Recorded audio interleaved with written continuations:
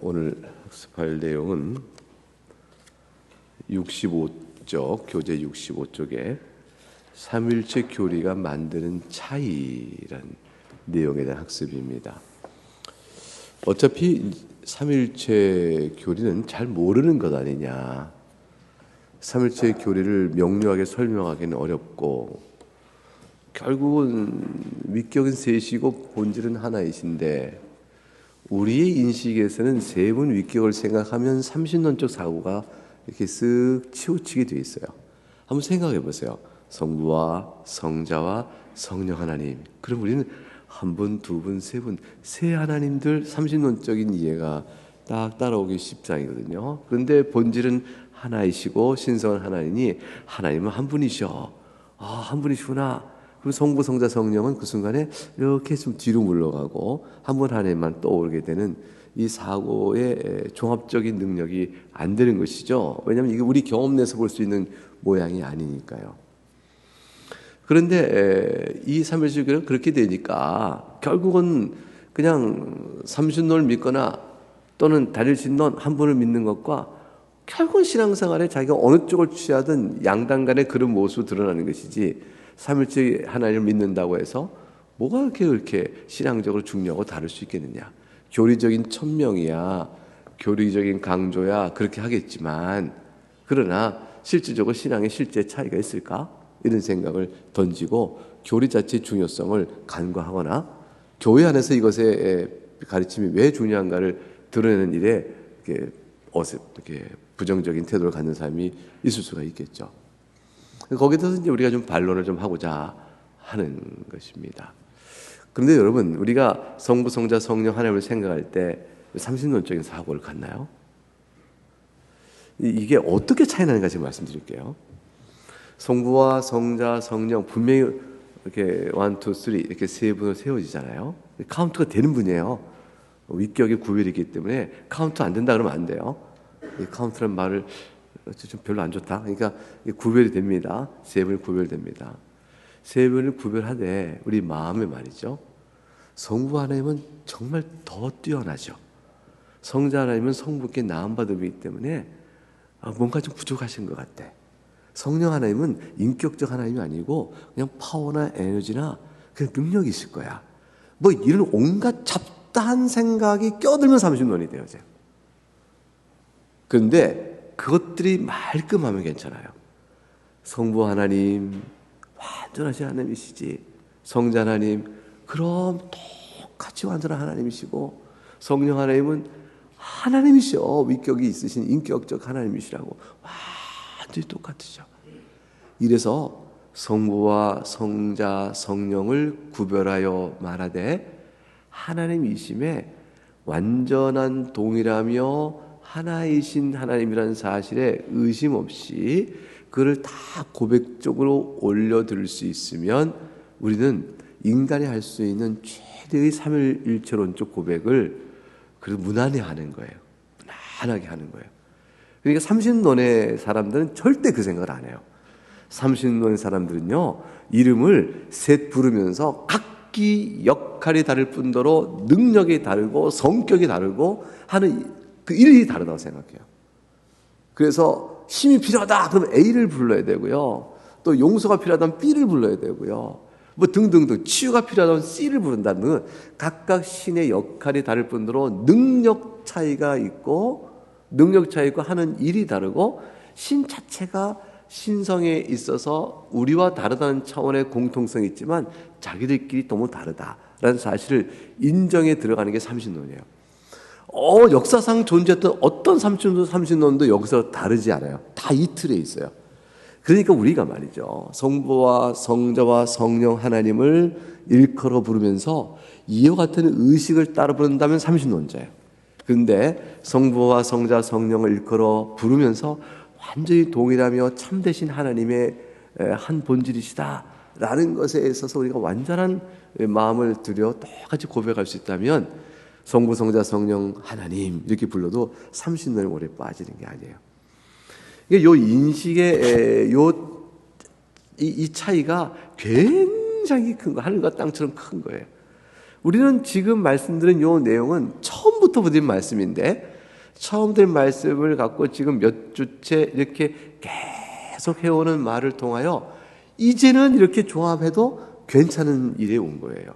그래서 이렇게 온 겁니다. 그래서 우리가 왜 삼신론자임을 두려워하지 말고 삼신론을 두려워 삼일체를 말하지 못한 자가 돼서는 안 된다라는 것이고, 또 그 삼신론이 그렇죠. 그게 두려워 삼일체를 말하지 못한 자가 돼서는 안 되겠다.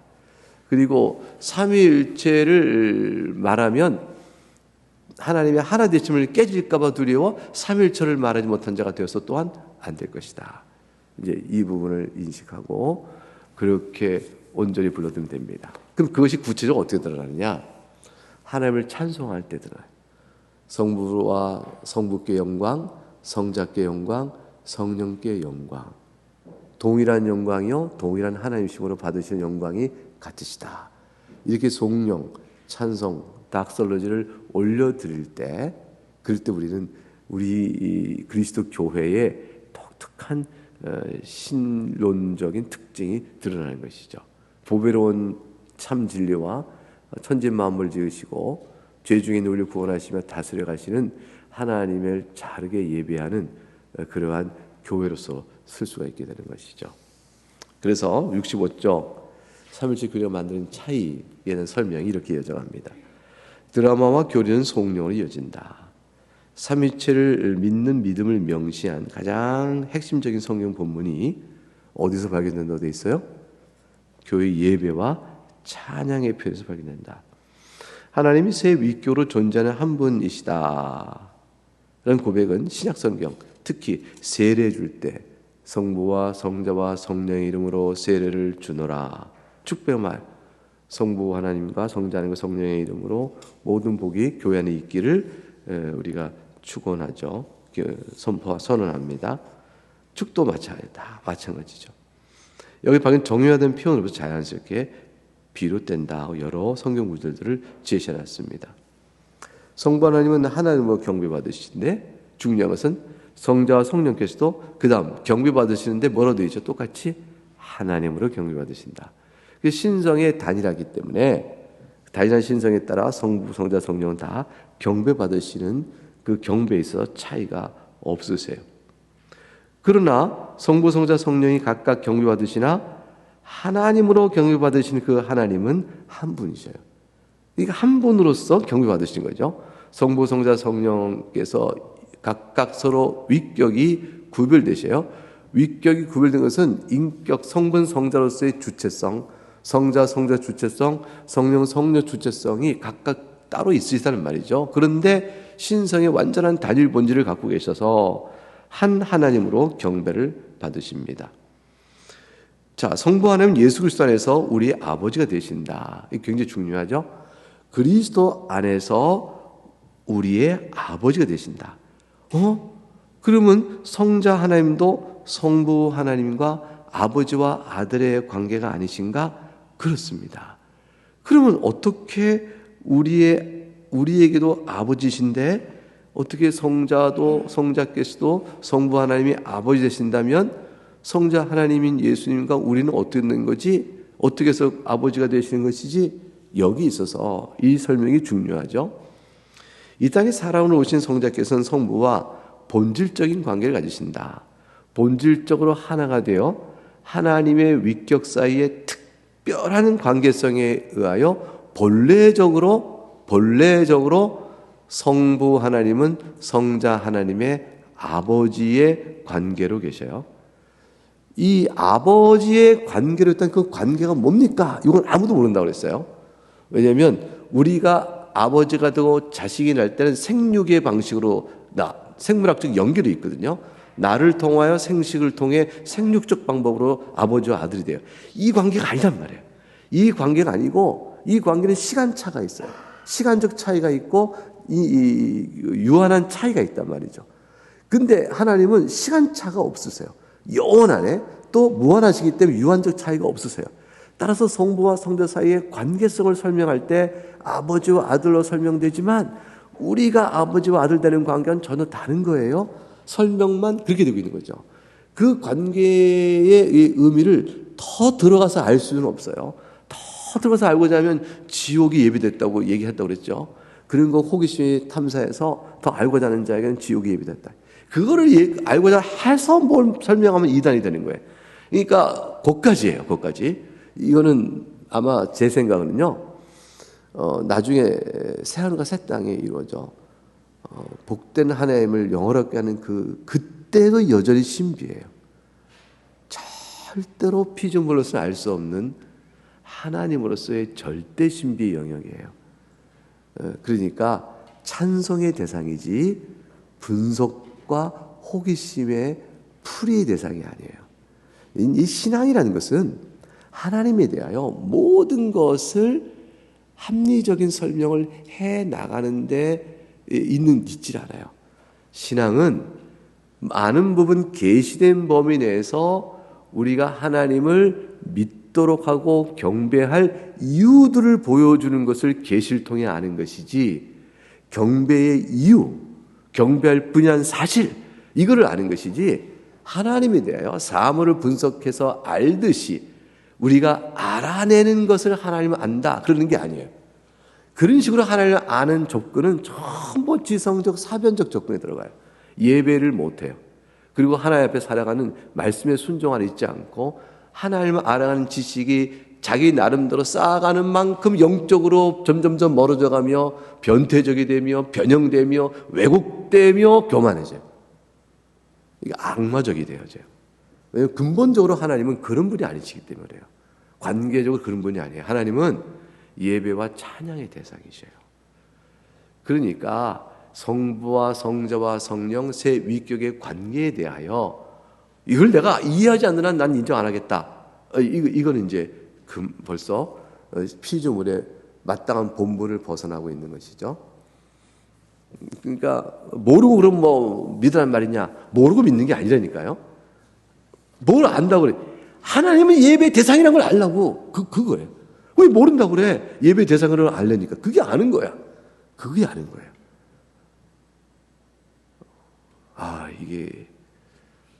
이게 동의되십니까? 이게 동의가 돼야 돼요. 조인. 동의되죠? 아주 유일하게 그렇습니다. 그렇습니다. 나의 친구, 나의 버트, 동역자. 그렇습니다. 이게 예배 대상이에요. 하나님과 피조물 사이에는 그 한계치를 못 넘어요. 하나님 베푸신 선을 맛보아서 하는 따름이거든요. 자, 그렇기 때문에 그러면 우리는 왜 감히 하나님을 아버지라 부르느냐? 이제 그게 나오는 설명이죠. 성자 하나님은 성부 하나님과 본래적인 위격 관계 안에서, 그래서 하나님이심에 대한 본질이다 할 만큼 그 관계에서 성자는 성부와 본래적으로 뭐가 됩니까? 아버지와 아들의 관계에 있습니다.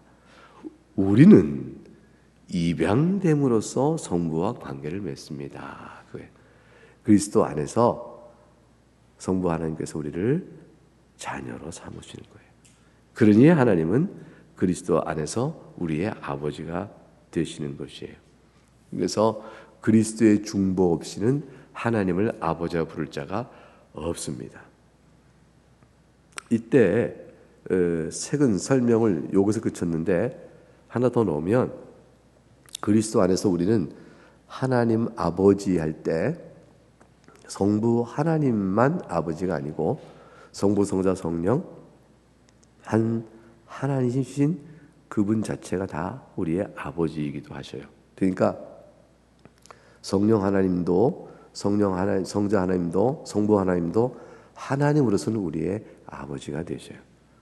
그런데 그 가운데서 위격적으로 구별하여 대표성을, 아버지로서 대표성을 성부께서 취하셔요. 그래서 하나님 아버지 그럴 때 성자와 성령 하나님은 난 성부 하나님을 찾은 거예요, 이렇게 따로 구분하려고 하시면 안 돼요. 하나님 아버지 그러면서 위격적으로 아버지로 대표하시는 우리의 양부시죠. 입양하여 우리를 받으시는 우리의 아버지신 위격적으로 대표적인 성부 하나님이시지만 하나님으로서 성부, 성자, 성령 하나님이 모두가 다 우리의 아버지 하나님이시다. 이런 생각을 같이 갖고 있어야 합니다. 그래서 예수 그리스도는 그다음 보겠습니다. 예수 그리스도는 하나님이시지만 성부와는 구별되시죠. 성령 하나님도 성부나 성자는 구별되십니다. 이게 탁상공론이냐? 아니라는 거예요. 종교적 사변이냐? 아니라는 겁니다. 초기 그리스도는 결코 스스로 상상해낼 수 없는 방식으로 하나님을 생각하고 예배하고 추구하였다. 스스로 상상할 수 없는, 상상해낼 수 없는 방식. 이게 뭐죠? 사람이 사변적으로 만든 방식이 아니다. 이런 얘기죠. 계시에 의한 것이죠. 그러면 어떻게 성부, 성자, 성령을 예배하고 이렇게 찬양했을까요? 계시 때문이죠. 계시. 성경에 나온 계시 때문에 그렇습니다. 그리고 그 계시가 명명백백한 역사적 사실로 이 땅에서 제시되었기 때문이죠. 이렇기 때문에 삼일체 교리를 우리가 고백하는 것은 너무너무 중요한 일이었어요. 삼일체 교리의 시작이 어디서부터 온다고 그랬어요? 예수 그리스도께서 하나님이시라는 데부터 오기 시작한 거잖아요. 그러니까 삼일체 교리가 무너지면 예수님이 하나님이 아니시라는 것이 되어지는 것이에요. 그렇게 되면 예수님이 하나님이 아니시고 우리의 구원도 중지되는 것이죠. 참된 하나님이요 참된 사람이신 예수님이 중보자 되심으로 우리의 구원이 되시는데, 중보자 그럼 우리 구원이 되는데, 그분이 참된 하나님이 아니시면 어떻게 우리의 온전한 구원이 되어지겠어요? 아닌 것이죠. 자유주의 개신교 신학의 아버지를 불리는 슐라의 마허라는 사람이 있어요. 이 슐라의 마허라는 사람은 칸트 이후에 철학적으로 하나님의 계시가 우리에게 주어질 수 없다라고 칸트가 철학적으로 이렇게 마침표를 찍어버렸어요. 칸트의 철학이 세상을 설명하는 참 진리는 아니에요. 근데 그 당시 서양 지성사에서 칸트의 철학을 철학 방법론으로 이 세계관을 그리는데, 형이상을 그려내는데 이 많은 설명이 없었던 것이죠. 칸트의 설명은 인식론적으로 우리가 알 수 있는 건 현상에 있는 것만 알 뿐이지 현상 너머는 알 수 없다고 그랬어요. 그 말은 뭐냐면 자연계 안에서 우리가 오성이라는 감각과 판단력을 가지고 아는 것 외에는 그 이상은 모른다고 그랬어요. 그 이상은 알 수 없죠. 사실은 우리가 물건 있으면 물질은 알지만 물질 너머에 있는 이 자체를 이렇게 보여주는 게 뭐냐는 우리가 어떻게 알겠어요? 그거 모른다는 거죠. 이게 나무로 돼 있네, 노란색이네, 결이 이러네, 딱딱하네, 이 등등이란 모든 감각과 이걸 기초로 통하여 공간이 여기 있네, 지금 이 시간은 여기 있었어, 시간과 공간, 위치, 관계성, 내 우편, 내 좌편, 딱딱해, 이 모든 것들에 관한 것은요 감각에 의해서 하는 것인데, 이런 현상적으로 인식하는 것 넘어서, 근데 이것들이 뭐 때문에 생긴 거지? 이 자체는 이거 보이는 것 말고 이 자체를 가능케 하는 그 구체적인 건 뭐야? 물질 그 자체는 또 뭘까? 이렇게 넘어가는 형이사학적 고민을 알 수 없는 부분이라고 했어요. 그래서 현상계만 안다. 그래서 현상계만. 이제 현상계를 아는데 그게 참이냐? 이가 늘 시비가 붙었거든요. 근데 칸트는 설명을 하죠. 참이냐를 떠나서 당신도 그렇게 알고 너도 그렇게 알고 모든 사람이 똑같이 인식하고 있다는 데는 공통된 인식의 카테고리가 있다. 우리는 똑같은 어떤 물건을, 현상을 인식하는 공통된 인식의 지금 말로 말하면 범주가 있다. 카테고리가 있는 거죠. 똑같은 인식의 카테고리를 갖고 있다는 사실 자체 안에서 우리는 진리성을 따져간다. 참과 거짓을 따져간다. 그 너머는 모른다. 그러니까 계시는요, 하나님은요, 그건 알 수 없지. 우리가 갖고 있는 공통된 인식의 범주, 카테고리 안에 들어오지 않으시는데 모르지. 그러니까 불가지론, 계신지 안 계신지 자체 판단이 안 돼. 그리고 계신다고 한들 우리와는 상관이 없게 돼. 우리는 그거 모르고 사는 것이니까. 이렇게 되는 철학의 방점을 딱 찍어놨어요. 그런데 이제 그러면 계속 기독교 문화고, 칸트는 어쨌건 기독교인의 분류에 예배 안 드렸거든요. 주일날 예배당 간 사람이 아니에요. 주일날 예배당 가서 앞에서 예배를 안 드렸어요. 근데 철학적 사고만 한 사람이에요. 그 철학 사고로 하나님의 말씀을 그대로 받고 나가지 않으니까 결국은 뭐가 나와요? 불가지론에 빠져요. 그 자기 불가지론에 빠지니까 하나님 계신지 모르겠는데 그 하나님 기독교 하나님인지 모르겠다 나는. 신의 존재 이렇게 빠지니까 삼일체론도 모르고 삼일체를 통한 신앙적 실천 측면이 안 나타나요. 죄 사함이라는 게 설명이 어떻게 되겠어요? 한 가지 고민이 남은 거예요. 양심을 설명할 길이 없어. 왜 사람은 양심이 있지? 이게 죽은 다음에 심판이 없다면 이거 설명이 안 되는데, 도덕과 양심이 그 부분에서 하나님은 그래서 있을 것도 같다 라는 정도의 추론만 내려놨어요. 그리고는 주일날 예배를 가는 종치는 소리 듣고 산책한 사람. 예배당 안 나오고. 그냥 칸트가 기독교인이겠나. 그 당시에 기독교 진리를 변호한 사람이라는 이제 요즘에 최근에 칸트 재해석 이론들이 나오는데, 왜냐하면 그 당시에 워낙 이제 무신론적인 또는 사람들이 있으니까 칸트가 철학적으로 그렇지 않다. 하나님이 계실 수 있다. 라는 식으로 변증한 것으로 좀 긍정적으로 보는 시도도 있는 모양이에요. 근데 그거는 철학이라는 가치 내에서 혹 꼭 그런 측면을 열을지 모르지만 신앙적으로 볼 때는 올바른 판단이 아니죠. 그렇게 신앙생활 하는 법은 없거든요. 신앙은 아까 말했잖아요. 예배와 찬양이거든요. 하나님께 우리의 인격을 내어드리는 거거든요. 헌신이거든요. 주님이 살아계신 줄 믿고 살아계시니까. 그러니까 칸트는 그런 신앙생활 하는 사람이 아니다. 근데 그렇게 해서 칸트 위의 신학이 말이죠. 결과적으로 어떠냐면 성경을 떠나요. 성경 덮어버렸어요. 이거 알 수 없는 거잖아요. 이거 전부 다 이거 어떻게 이거 갖고 우리가 이거는 이거 믿는 사람이 있는데 안 믿는 사람도 있어요. 공통된 보편적 인식의 카테고리에 안 들어온 내용을 믿어 막. 이거를 그럼 이거 덮어버려요. 이거 덮고 나서 그러면 자료로만 쓰자. 이거에서 근거해 쓸 수는 없겠다. 참고 자료로 그냥 놔둔 채. 왜냐하면 각 시대의 하나님 믿는 종교인들이 이것을 고백해냈으니까 각 시대의 종교인들이 하나님을 만난 경험의 자료치로 놔두고, 경험적 자료치예요. 객관적 절대 진리가 아니고 각각 시대의 종교인들이 경험적인 것을 내어놓은 자료집으로 놔두고, 오늘 우리 또한 하나님을 아는 방법은 어떻게 아느냐. 그 방법에서 슐라이머가 한 가지 제안을 했어요. 이 슐라이머는 경건한 기독교 집안에 나온 목사예요. 근데 자기가 고민했어요. 고민하면서 칸트 철학 안에 갇히게 되니까 결국은 성경을 덮고 나서 생각한 게 뭐냐면, 야, 사람은 말이지 두려운 하나님의 절대 존재에 대한 두려운 마음을 갖잖아. 이게 신앙의 출발점이야. 이렇게 생각한 거예요. 그래서 신앙의 토대를 성경이라는 객관적 토대에서 내가 느끼는 주관적으로 신적 존재에 대한 절대 존재에 대한 두려움의 감정이라는 주관적인 토대로 바꿔버려요. 이거는 뭐 내 느끼는데 어쩔 거야 이렇게 얘기할 수 있는 거죠. 그렇게 바꿔버려요. 객관적 이성에 따른 이해의 토대는 닫아버리고 오직 주관적 느낌의 상태로 바꿉니다. 그래서 이슬람이 그렇게 바꾸니까 종교적 경험 안에서 삼일체 교리는 실감이 나질 않아요. 하나님에 대한 거룩성만 위협이 있지 성부, 성자, 성령 따로따로 느끼는 뭐가 있지 않는 거죠. 그래서 삼일체 교리가 쓸데없다. 삼일체 교리를 무시해서 지금 우리가 보는 신학책은요, 신론을 제일 먼저 되게 서론이 나와요. 성경이 무엇이냐, 이성은 뭐냐, 믿음과 이성의 관계는 뭐냐, 철학과 신학은 어떤 관계 있느냐, 이걸 다루는 내용이 서론이에요. 이 서론은 신학을 하기 이전에 첫 출발인 거고, 신학 안으로 들어가게 되면 신학이라는 말 그대로 하나님에 대한 얘기부터 시작해요. 그래서 신론이 먼저 나오고, 신론 가운데 삼일체론이 탁 앞부분에 나오거든요.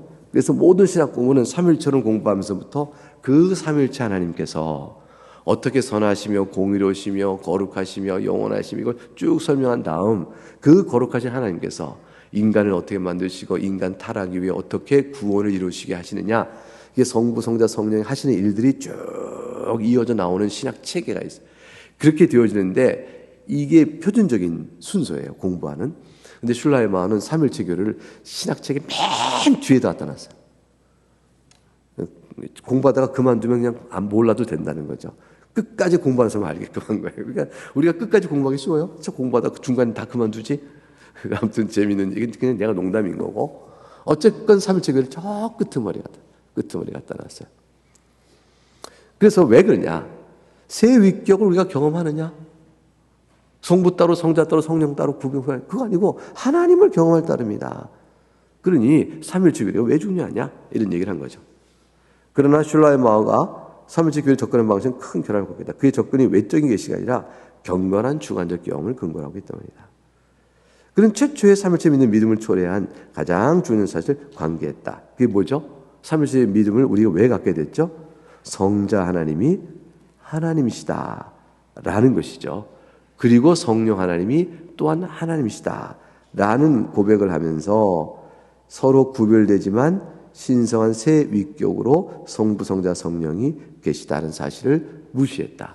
실제로 보라, 성육하신 성자 하나님을 만나지 않았느냐, 오순절날에 제자들에게 임한 성령 하나님을 경험하지 않았느냐. 이게 한 개인의 경험이라는 관점에서도 삼위일체교를 중요한 교회로 간주하기는 불가능하다. 우리가 예수 그리스도를 하나님으로 믿고 그 안에 구원의 약속을 든든히 붙들고 나를 이 믿음으로 이끌어주며 하나님의 말씀을 믿고 죄와 싸워가며 거룩한 삶과 경건한 예배의 감동을 일으키는 성령 하나님의 역사, 이게 다 우리가 개인적으로 아는 거란 말이에요. 내가 오늘 하나님의 말씀을 듣고 기쁨이 있어요. 감사가 있어요. 왜 그러겠어요? 성령 하나님의 역사거든요. 우리를 깨우쳐 주거든요. 성령 하나님 눈을 열어주신단 말이에요. 그래서 알아듣는 말이에요. 우리는 다 알아듣는 말을 왜 세상에 안 믿는 사람 못 알아들을까? 여러분 길거리에 나가서 안 믿는 사람 다 들어가서 여기 다 앉혀봐요. 이게 한 시간에 5만 원이다. 어떠냐? 한 시간에 5만 원 줘요? 야, 이거 괜찮은 알바네? 들어와. 그래서 꽉 채웠어요. 예배당 꽉 채웠어요. 그리고 우리가 저기 섞여 있어요. 설교를 들어요. 여러분 모두는 감동을 받아요. 깨달음이 있고 그분들은 못 알아들을 거예요. 그게 귀만 때려요. 이걸 신학적으로 외적 부르심 그래요. 귀만 때리죠. 우선 이 가운데 우리는 알아들어요. 왜 그럴까요? 알아듣는 귀가 열린 거죠. 이게 성령 하나님의 역사거든요. 성령 하나님께서 우리에게 눈을 뜨게 하시고 귀를 열어주시고 말씀 듣게 하시고 살아있는 생명의 말씀을 듣고 감동하게 하시고 자기를 돌아보게 하시고 회개케 하시고 은혜가 용서를 경험하게 하시고 이런 것들을 다 성령 하나님 주신단 말이에요. 그게 우리는 개인적으로 성령 하나님 체험하죠. 그리고 그 일을 이루신 성자 하나님에 대한 객관적 구속의 사역 앞에 감동하고 성경을 통해 예수님을 만나잖아요. 그러니까 우리는 삼위일체를 실질적으로 교회적으로 경험하고 있고 개인적으로도 경험하고 있는 중요한 사실이에요. 그러니까 삼위일체 교회는 경험에 관계없다 이렇게 말해서 배제시킨 것은 잘못인 것이죠. 초대교회 신자들은 이스라엘 하나님을 거부하기는커녕 그분을 조상들의 하나님을 여겨 숭배했다. 이게 바로 조상 때부터 믿어온 아브라함의 하나님이요 삼위일체 하나님이 바로 다윗의 하나님이었다. 그렇게 믿는 것입니다. 예수님 곧 인간의 육신을 입으신 성자 하나님과 위로부터 내주하시는 성령 하나님을 경험한 것이다. 그리스도의 명령에 따라 성부와 성자와 성령의 이름으로 세례를 받았고 삼위일체적인 축도를 통해 복을 선언했다. 이 놀라운 진리를 성부와 성자와 성령을 통해 우리에게 주어진 구원 안에서도 발견한다. 성삼위 하나님 모두 우리의 구원에 참여하여 저마다 독특한 방식으로 구원 사역을 이루시니 성부는 구원의 원천이시다. 구원의 원천이시므로 성자 하나님을 우리를 위해 보내시는 거죠. 성자 하나님이 또한 우리를 구원하십니다. 보냄을 받으시고 성자 하나님께서 성부 하나님의 우리를 향한 뜻을 이루기로 동의하시고 그 성자 하나님이 성육하여 우리 가운데 오십니다. 그리고 오신 그 일이 우리 가운데 믿음으로 나올 수 있도록 우리 안에 거하시는 분은 성령 하나님이세요. 여러분 예수 그리스도 믿으시잖아요. 하나님 잘 믿으시죠? 잘 믿는 잘자에 걸리지 마시고 믿으시잖아요. 그죠? 그 믿는 건 확실하면 잘 믿는 거예요. 그래서 그때 그 믿음이 말이죠. 믿음이 내게 있는 한 성령 하나님이 내 안에 계신다. 이걸 믿어야 돼요. 이게 교회 공동체적으로 임하시고요. 개개인이 믿음을 공동체적으로 하는 게 아니라 내가 개별적으로 믿음을 해야 되므로 내 안에 또한 계셔요. 내 안에 계신 성령께서 같은 믿음을 고백하신 자를 불러 모아 그 교회 공동체 안에 성령께서 또한 같이 계시는 거예요. 그래서 우리의 모든 신앙적인 일치와 사랑과 합의와 헌신의 단일함은 성령 하나님으로 뭉쳐져서 이루어져서 그래요. 그래서 우리는 삼위일체는 우리가 단지 동의하는 정통교회에 그치는 것이 아니에요. 우린 본질상 하나님의 영원한 아들이신 그리스도를 믿음으로써 자녀로 입양된다. 성부 하나님이 우리의 아버지가 되시는 것이다. 우리가 그리스도를 믿는 것은 성령께서 주신 믿음의 선물 덕분이다. 성령께서 선물로 믿음을 주셨기 때문에 그리스도를 믿고 그러므로 성부 하나님이 그리스도 안에서 우리의 아버지가 되십니다. 성령 하나님은 우리를 그리스도와 연합시키시고요. 우린 성자 안에서 성령을 통해 성부께 경배와 기도와 고백과 찬양과 간구를 드린다. 이럴 때 우리가 성부께 경배와 기도와 고백과 찬양 간구를 드린다고 해서 성자와 성령께는 안 드리는 게 아니라고 그랬어요. 왜냐하면 한 하나님으로 다 아버지가 또한 되시기 때문에 성부를 위격의 대표성으로 아버지께 영광을 돌린다고 하더라도 삼일체 하나님이심에 대하여 우리의 하나님이시기 때문에 성부, 성자, 성령께서도 다 똑같이 예배와 경배를 받으셔요. 우리는 성자 안에서 성령을 통해 그리고 우리는 그래서 성자 안에서 그 위를 보실까요? 됐고요. 우리는 성부와 성자 이름으로 세례와 복을 받는다. 성삼위 하나님의 그 위에서 문장에서 성자 안에서 성령을 통해 성부께 요 표현 자체는 삼일체의 한 하나님으로서의 특징을 미격적 구별을 반영하면서 설명을 해보려는 우리의 표현적인 방식이에요. 그래서 창조는 어떻게 하셨느냐? 성자 안에서 성령을 통해 성부께서 창조하셨다. 이렇게 말을 해요. 그러니까 이렇게 이런 식의 표현으로 우리가 삼일체 구별을 하면서도 하나님으로서 하시는 일에 대한 통일적이고 단일적인 사역을 설명하려고 시도하는 구체적인 표현들이에요. In Christ, through Holy Spirit, God the Father 이렇게 얘기해요. 성령, 성삼위 하나님의 생명력 넘치는 영원한 교제로부터 다양하며 서로 기쁨을 누리는 교회와 세상 만물이 나온다. 세상 만물이 나온다고 그랬죠? 교회 탄생도 삼일체 하나님의 사역이죠? 삼일체 하나님의 사역이 뭐예요? 교회를 탄생하고 세상을 만드시고 새하늘과 새 땅을 만드신 것도 삼일체적 사역이죠. 로마서 11장 36절 그거 한번 읽어보겠습니다. 시작. 만물이 주에게서 나오고 주로 말미암고 주에게로 돌아감이라. 이와 같은 바울의 성령은 한 분 하나님 모든 것의 근원이요 효과적인 행위자이며 만물의 목적인 의미를 뛰어넘는다. 왜냐하면 모든 선한 선물이 성부로부터 나와서 성령을 통해 성자에게로 돌아간다는 의미를 가지는 것이 되기 때문이다. 이게 신비로운 표현이죠. 성부와 성령 하나님도 성자 하나님처럼 우리의 구원자요 주님이시다. 성자 하나님만 우리의 구원자 아니십니까? 아니요. 성부와 성령 하나님도 구원자이고 주님이셔요. 성령 하나님도 성부와 성자 하나님처럼 동일하게 경배 영광을 받으신다. 왜 이렇겠습니까? 하나님으로서 성부, 성자, 성령께서 우리의 구원을 행하시는 모든 일에는 동일하게 하시기 때문이에요. 아버지 하나님의 뜻에 따라 성자께서 오시고 성자께서 행하실 일들이 우리에게 적용되도록 성령께서 하시니 다 구원자이시죠. 아버지께서 우리를 구원하기로 뜻을 세우시고 성자에게 우리를 맡기시고 성자께서 동의하도록 하시는 일을 안 하셨다면 애초부터 성자께서 이 땅에 오시는 일이 없죠. 그러니까 성부와 성자와 성령께서는 다 구원에 참여하셔요. 여기서도 마찬가지인데 성부께서 계획을 혼자 하셨는데 성자께서 모르고 계셨다가 또 듣고 이렇게 되는 게 아니고요. 사실은 성부의 생각과 성자, 성령의 생각은 다 하나예요. 그런데 위격적으로 성육하시는 사역과 관련하여 성부께서 성자에게 말씀하시고 성자가 또한 거기에 동의하셨다. 약속을 하셨다. 그렇게 하기로 협의를 하셨다. 이렇게 우리가 표현을 해요. 어찌됐건 성부, 성자, 성령 사이에는 뜻과 계획과 지식과 또 모든 인격적 측면이건 속성에 있어서 아무런 차이가 없기 때문에 아버지의 뜻이 성자 하나님의 뜻이고 성자 하나님의 뜻이 성령 하나님의 뜻이에요. 그래서 이 세 위격은 우리를 구원하는 모든 사역에 다 함께 참여하시고 다 함께 하신 일이에요. 그러므로 우리는 우리를 구원하신 우리 구주 예수 그리스도로 말미암아 성부와 성자 성령 하나님의 구원 모든 우리를 향한 그 긍휼을 찬양할 수 있는 것이죠. 그래서 우리는 시작부터 끝까지 삼일체 하나님의 전체적인 역사 속을 통해 드러나는 우리 하나님의 긍휼을 맛보아 하나님께 나아가는 거예요. 위격적으로 하신 일의 차이는 구별된다 할지라도, 그러나 실상은 다 하나님으로서 한 번씩 우리에게 다가오시는 겁니다. 너무 감사한 일이죠.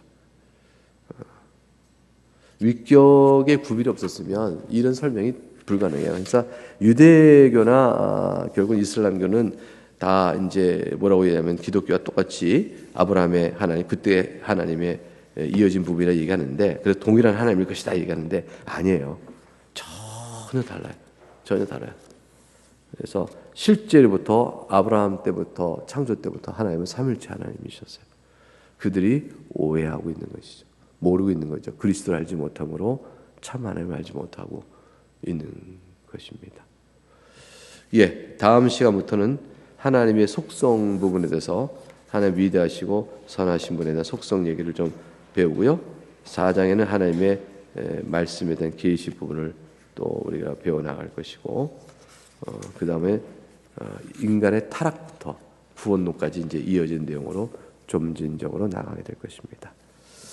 여기까지 하고 마치겠습니다. 감사합니다. 기도하겠습니다.